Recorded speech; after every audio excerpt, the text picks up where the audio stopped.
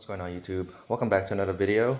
So today I'm just gonna, bring you guys along. I'm gonna do a wheel and tire change for the R1250GS Adventure. I recently got my spare wheels and tires, as you can see here. Sorry if it's a little dark. I brighten it up. This is the cast wheels that came with other GS's. I'm not sure which year, but it seems like it's the same design roughly for all 1250s, maybe even the 1200s. And it's a good thing that this wheel set is black, because I think I've seen them in gray and something like that. It doesn't match my bike, so I found them on eBay. Such a good deal. I think I paid 1,700 euros or something like that for this whole thing. And that's like, it sounds expensive, but it's not. Wheels itself, I think it's like $2,000 each before putting all this disc and all that stuff. This is like including, this is like here as a package. All you have to do is put it on the bike for so 1,700 euros, maybe $2,000 roughly, US dollars. So here it is. It comes with tires, Pilot Road 6s, comes with brake disc, the ABS ring. It even has the tire sensor, I think. That's what I'm gonna test right now, because I bought this wheel set so that I can use it on track, because I don't wanna, ruin my 90-10, 70-30 tire. I want to keep that for off-road use or general use, and I want to use this for track use. And I think the cast wheels would kind of feel a little bit better on track, just better than the spoke wheels. So I haven't made this video before, removing the wheels and tires. I've done it a few times, so I might fumble here and there, because it's been a while since I've done this on a GS. It's really easy though. So this is the easiest bike to replace wheels and tires for, because all you have to do is it's like a car. So this is like a 5-lug, 1, 2, 3, 4, 5, like a car.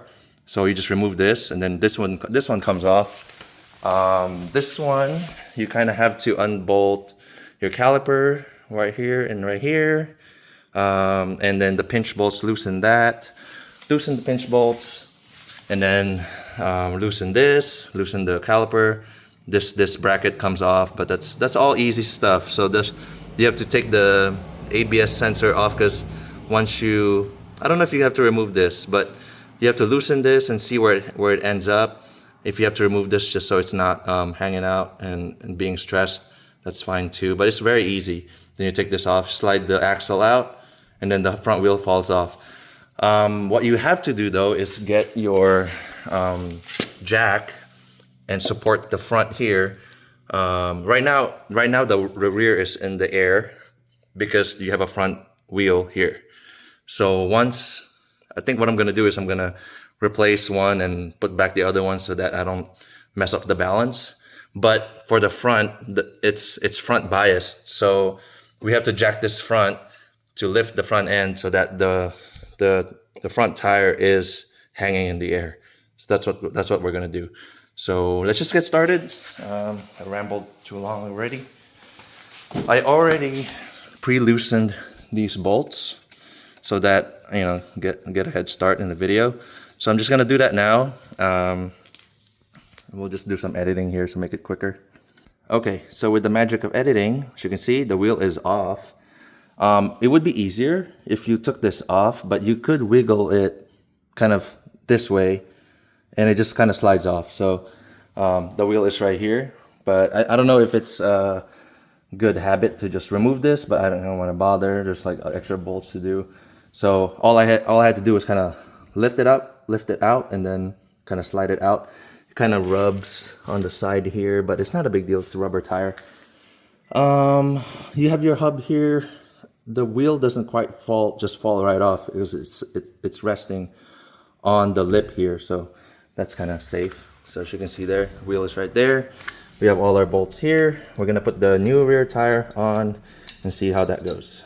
All right, guys. So same way I did the spoke wheels, all I had to do was angle it up from underneath. It slides right up, and now I'm just gonna put the lugs on. What I'm worried about is it has tire pressure monitors included in this package. I don't know if it'll just sync with the bike or not, but we're gonna find out. I'm gonna install this, both wheels and tires, and I'm gonna ride it around and report back to you guys. All right, guys. So I loosened the caliper here. I'm about to loosen the other one, still right here. But I pretty much loosened the axle bolts and the pinch bolts as well. This doesn't really need to come off. The matter is, what you need to do is just loosen this one first and then loosen this one. So I think this one just kind of keeps this in place. But the main thing is, I unscrewed the other bolt that's holding the axle here. So all I'm gonna do now is remove the caliper and then kind of softly hammer this axle out to the other side. And then the wheel should just come off. Okay, so I removed the front tire and here is the new wheel. We're gonna put it back on. And it's kind of hard to do this one-handed, so I'm gonna put you guys down again. All right, guys, so we are back. I got all the wheels and all the bolts installed. As you can see here, it looks pretty good. Matches the bike. I never really intentionally want a cast wheel on the GS before, because you know the spoke wheels are stronger for off-road use and all that stuff. But this looks pretty damn good, actually. Pretty good. So look at the back. Looks really good, because thank God it's like black also, not the gray ones.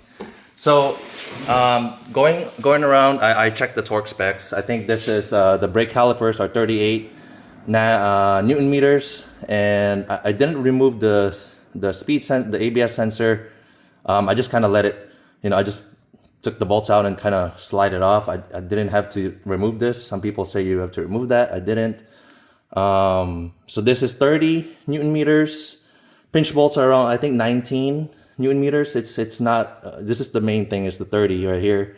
And then you do this part here, 19, I believe. So I'll do this 30 first, and then I'll do the pinch bolts. Then 38 Newton meters on the calipers, like they said. 60 on the bolts for the rear. 60 here, 60.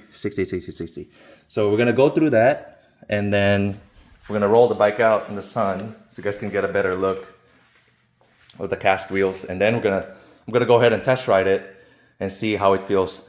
Oh, I wanna note that when I'm carrying this wheel and this tire, it does feel a little bit lighter, or much lighter. It just feels lighter in general compared to the spoke wheels. So if somebody can chime in on that. I'm sure I've heard somewhere that spoke wheels are heavier because of all the metal and all that stuff, and cast wheels, even though, not as strong or rigid, if it's because it's super rigid. Look at all these holes on the wheel. It's just super lightweight, and it just feels much lighter. So I'm excited to try it on track and also on the street right now. So let's get this all torqued down so we're not risking our lives. So I'll catch you guys in a little bit. So I just did a quick test ride around the block. It didn't throw any codes in terms of tire pressure monitor not being around or anything like that. It didn't, no error. Felt pretty good in terms of turn in and grip. I don't know if I have to ride the bike a little bit longer for it to register. I don't know if I have to ride the bike longer for it to register and reflect, but there's no errors, but it's not reading the tire pressure on the tires. So, but everything else is fine. I mean, on the track, I don't really care about tire pressure.